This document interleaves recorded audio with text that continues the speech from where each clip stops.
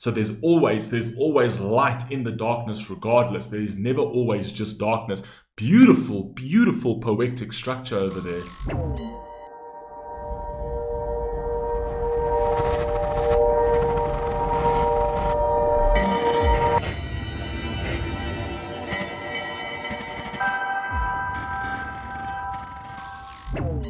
Boker Tov, Hamuda. Okay. Asaf Avidan, let's rock and roll. In a box to the Labyrinth song, Boker Tov, Hamuda. Boker Tov means good morning. What's happening? I don't know if it's morning on your side of the world, but we're going to do it anyway. What's happening? Cucumber Squad. Asaf Avidan. I don't know if you guys know this. I'm sure he has had one or two tracks that I know even in South Africa have gone like completely viral. I've never done this one in a box to the Labyrinth song. Never done that. Asaf Avidan is an Israeli singer, right? I know a lot about Israel, and I know a lot about Israelis in general because my stepmother is Israeli, and she was actually an Israeli military woman who fought the Independence War, who fought the Six-Day War, and yeah, I grew up in a Jewish household with my stepmother, so there's a lot about the Jewish religion that I also know very, very, very well. So anyway, let's rock and roll. Asaf Avidan, let's go. Oh god, is this an acoustic? Ah, come on, bro. Evening rises, darkness threatens to engulf us all, but there's a moon above, it's shining, and I think I hear a call. It's just a whisper through the trees, my ears can hardly make it out, but I can hear it in my heart vibrating strong as if she shouts, oh Ariadne, I'm coming, I just need to work this maze inside my head. I came here like you asked, I killed the beast, that part of me is dead. Whoa, okay, firstly, as you guys know, you know how I feel about guitars, man. I absolutely love this type of intimate type performance with just an acoustic guitar. I love the setting though, I love that whole rustic, sort of like natural brick setting. And almost like sort of damaged, it's almost industrial, but then also all of like the pages with the poetry or the writing, the literature on the walls, that is absolutely fantastic. Let's just go back over here. I just want to hear what he's saying over here. Evening rises, darkness threatens to engulf us all, but there's a moon above, it's shining. I love that. Evening,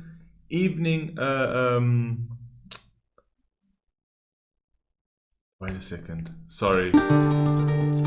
Evening rises, darkness threatens to engulf us all, but there's a moon above, it's shining. I love that. That is very, very, very, very poetic, where he says evening rises, darkness threatens. So as the darkness starts coming in, it's threatening the daylight, essentially, but as it engulfs, right, there's a moon that's shining. So there's always light in the darkness regardless. There is never always just darkness. Beautiful, beautiful poetic structure over there. Wow. Golf us all, but there's a moon above, it's shining, and I think I hear a call. It's just a whisper through the trees, my ears can hardly make it out, but I can hear it in my heart vibrating strong as if she shouts, oh Ariadne, I'm coming, I just need to work this maze inside my head. I came here like you asked, I killed the beast, that part of me is dead. Ariadne, I just need to work this maze inside my head. If only I'd have listened to you when you offered me that thread. Wow. Okay, so here over here you can already see like who he's talking to. Even when he's talking about, like, you can hear the voices in his heart from vibrations. Essentially, I kind of feel like this is just like with a from a mental health perspective, it's almost like a battle within. So it's like, I wish I listened to you, but I kind of feel like he's talking about dealing with his own sort of mental struggles. I could be wrong. I mean, we can listen to it further. If only I'd have listened to you when you offered me that thread. I love his voice though. Everything is quiet, and I'm not exactly sure if it really was your voice I heard, or maybe it's a door that's closing up some hero's back on his track to be a man. Can it be that all us heroes have a path but not a plan? Oh, Wow, I hear a voice, but then that could just maybe be a door that's closing on a hero's path. That is amazing. Wait a second, the way he played it again, and I think when he's talking about the hero, he's talking about the hero within him. But now all of those sort of doors, all those avenues are like shutting out because of his mental state. On his track to be a man. Can it be that all us heroes have a path but not a plan? Oh, Ariadne, that's crazy. That is a really nice way of putting it. Can it be that all us heroes have a path but not a plan? So yes, we've got a path, and you can say, this is my path. My path is to be a hero. That is my destiny. But without a plan, you'll never get there. So he's to say, yes, the world may be filled with many heroes, but without plans, without the knowledge, or without being able to actually structure something that's going to get you to your goals, what's the point of a path? What's the point of a path without a plan? Because if you have no plan, you're always going to be sort of like stopped in your tracks. That door is always going to shut on you. That's beautiful. Have a path but not a plan. Oh, Ariadne, I'm coming. I just need to work this maze inside my mind. I wish I had that string. It's so damn dark, I think I'm going blind. Hey. Ariadne, I just need to work this maze inside my mind. For the life of me, I don't remember what I came to find. See, that line over there basically tells you the song. It's like, for the life of me, I don't know what I've came to find. For the life of me, all I need to say is that I'm lost. I'm lost, like I don't know where I am. I don't know. I know I'm supposed to be finding something, whether it be happiness, whether it be purpose, whether it be gratification, whether it be something, but I'm lost. It's essentially what he's saying. Now tell me, princess, are you strolling through your sacred grove? And is the moon still shining? You're the only thing I'm thinking of. The sword you gave me, it was heavy. I just had to lay it down. It's funny how defenseless I can feel here when there's nobody around. Oh, Ariadne, I'm coming out. The way he refers to that sword, it's like the princess in the orchard, and you gave me that sword and I had to put it down. Basically, he equates that sword to love.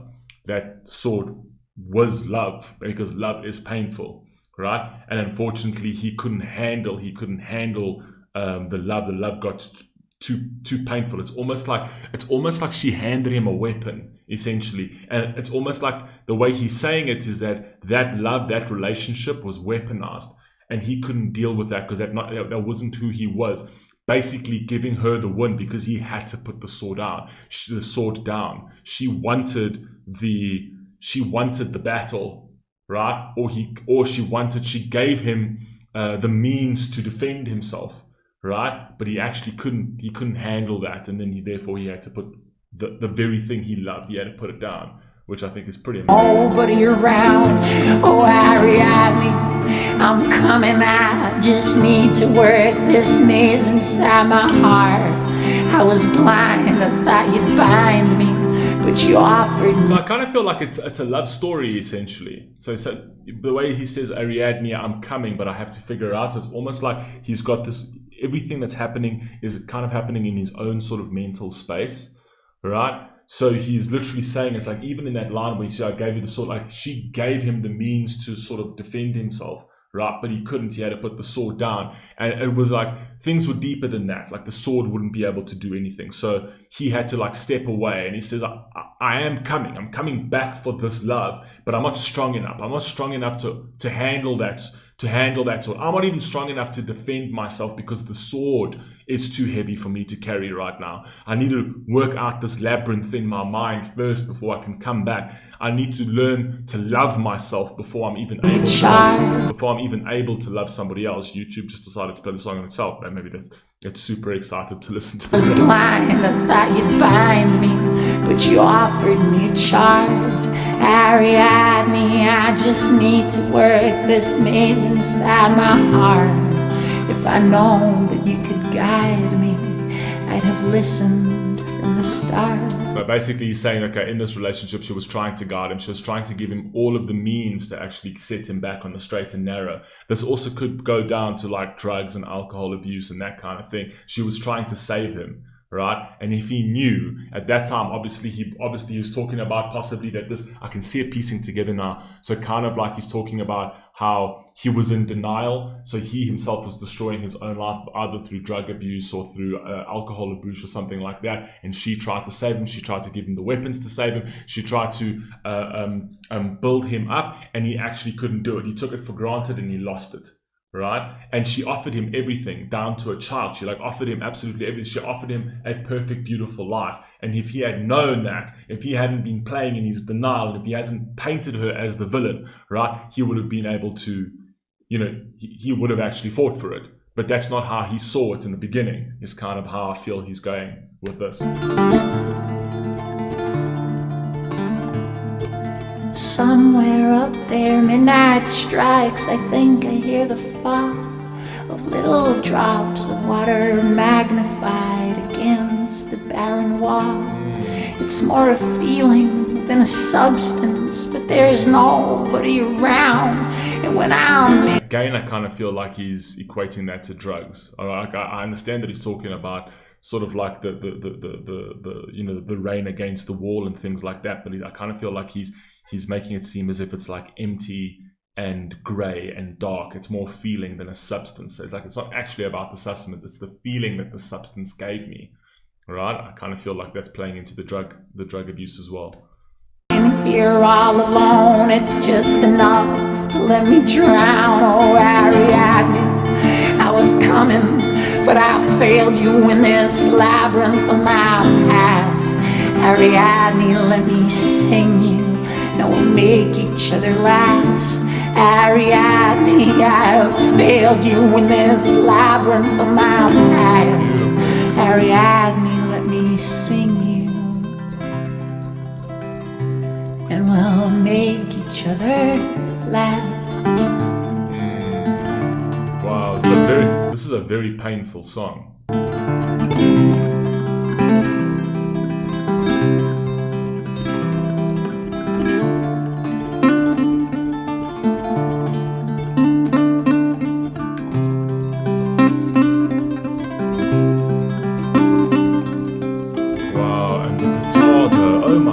This guitar is beautiful, man.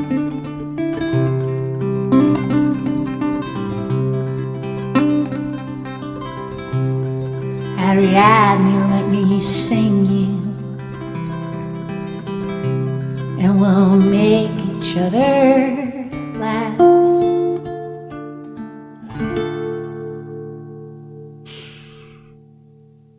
That's crazy. You can see that came from a very painful space.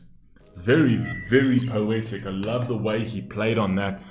Beautiful, beautiful little analogies and metaphors that he played with there. Beautiful song, obviously with the acoustic guitar is amazing. So basically putting it down to a relationship and then like drug abuse and things that he did wrong in his life, carrying all of his past, his denial and everything. He could have had something absolutely beautiful, but because of his denial and because of the space that he was in, he took it for granted and lost it, even though all she was trying to do was actually bring him out of it and give him all the tools and all the weapons to fight these demons. But even that, he wasn't strong enough to hold. So, and now he kind of regrets losing it and saying, listen, I'll sing you. Like, he's trying to say, I'll get it back, like almost to woo her back into this relationship, because he's in a different space, but it might be all lost at this stage, right? So it almost feels sort of defeatist in a way. Even the sound of it, it's almost like, I know this is gone, but it's going to be my final shot, my final attempt at maybe trying to, get what I took for granted back. Anyway, you guys let me know what you think down below in the comment section. Please stay safe, please stay healthy. Catch you in the next one. Peace.